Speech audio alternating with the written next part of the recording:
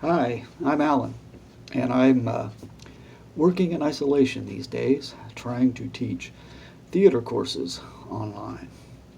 Now, as far as TTMs go, I've discovered that the only sure way to receive TTMs or sign cards is to buy them from somebody else. And I've been doing a little bit of that on TTM Autographs Galore and other places. I have a few I'd like to share with you, and then I do have three honest-to-goodness TTMs that have come in the last few weeks. First off, I think these cards were probably obtained in person. I bought them from Dave Starbuck, who's involved with the Kansas City Baseball Historical Society. They are Joe Askew on his 62 Topps rookie card, Bob Bonner on an 83 Fleer.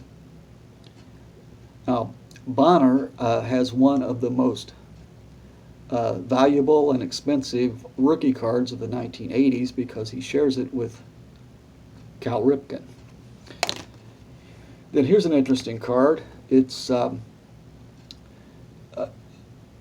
ostensibly a Bill Pacoda Fleer, 89 Fleer, but the player depicted is actually Brad Wellman, who is the player that signed it.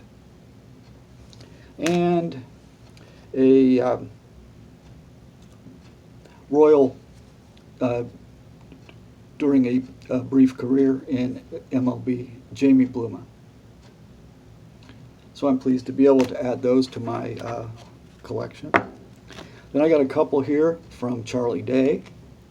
1975 SSPC card of Steve Busby, who pitched 2 no-hitters for the Kansas City Royals in the 1970s. And Doug Bird, a reliever slash starter for the team in the 70s. Then I got 3 87 Topps from James Browning.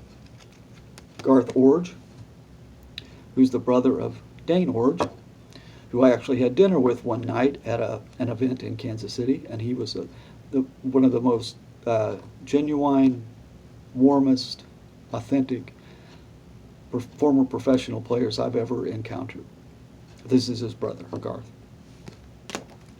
Then there's Jim Morrison. No, not the Doors' Jim Morrison, which is my wife's favorite band, by the way, the Doors. But Jim Morrison, who played for the Pirates and the Tigers, I think. And Kurt Stillwell, shown here with the Reds, but he was traded to the Royals and spent a few years in Kansas City. Then I got 5 from Ryan Bailey.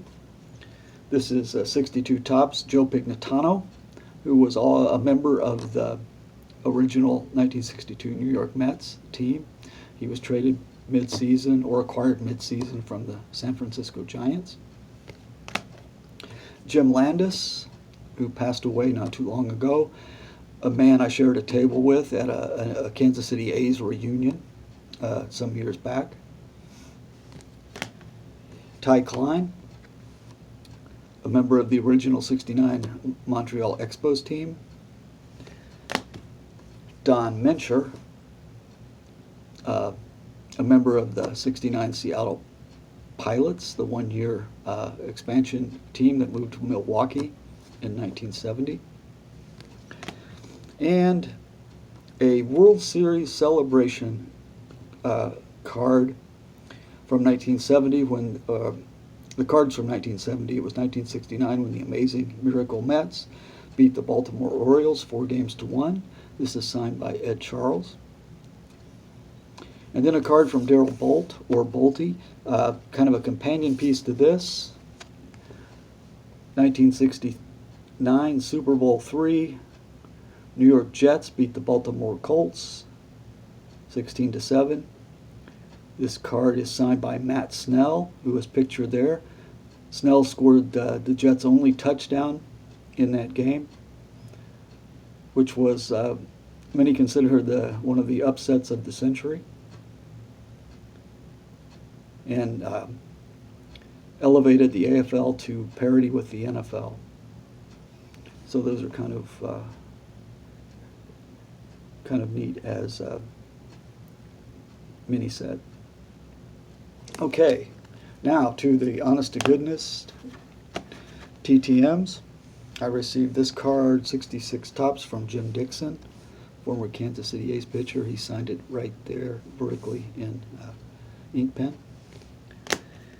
And this might be the return of the year so far for me. I was really stoked. I just kind of went to the white pages, took a chance, and sent it off to an address in Overland Park, Kansas.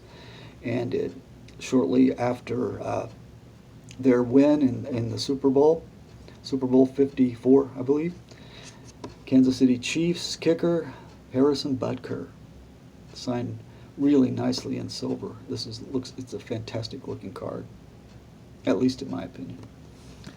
And lastly, the most recent return, I sent a Facebook message, I believe it was, to Judi Dench, Dame Judi Dench in England, and this came back signed for Alan Judi Dench. It's pretty awesome. Well, anyway, that's kind of my update for the month of March. Hopefully April will be a little better, but we'll just have to cross our fingers and bide our time and stay home and stay healthy. And then, as always, I want to wish everyone peace, love, and understanding.